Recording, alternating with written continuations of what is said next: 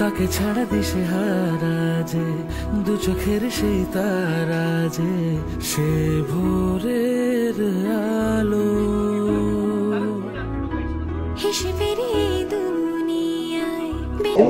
অমরসুমের shooting চলছে, কিভাবে কাজ চলছে এবং সবাই একসাথে কিভাবে শুটিং এর এক্সপেরিয়েন্স? খুব এনজয় করে কাজ চলছে। তোমরা যদি পেছনে দেখো একটা রোমান্টিক একটা সেটআপ করা হয়েছে, কারণ এটা ড্রিম সিকোয়েন্স শুট হবে। তো আমি ওয়েট করছি যে কখন আমরা একটু নাচানাচি করবো, একটা ড্রিমের মধ্যে ঢুকবো। সো খুব এনজয় করে কাজ হচ্ছে, এটুকু বলতে পারি। অবশ্যই গল্পটা সম্পর্কে একটু বলো যে কিভাবে গল্পটা এগোচ্ছে। বেশি কিছু বলা যাবে না, কিন্তু এটুকুই বলতে পারি যে একটা পিওর লাভ স্টোরি। তো এখন মনের কথা রাজ বলে দিয়েছে শ্রীকে।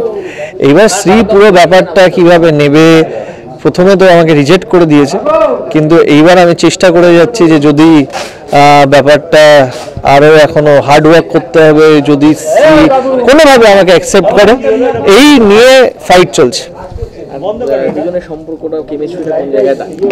এখন তো কেমিস্ট্রি আর খুব ভালো বন্ধুত্বতে দাঁড়িয়ে, কিন্তু বন্ধুত্ব প্রেমে এগোবে কিনা, প্রেমে যাবে কিনা সেটা তো সময় বলবে।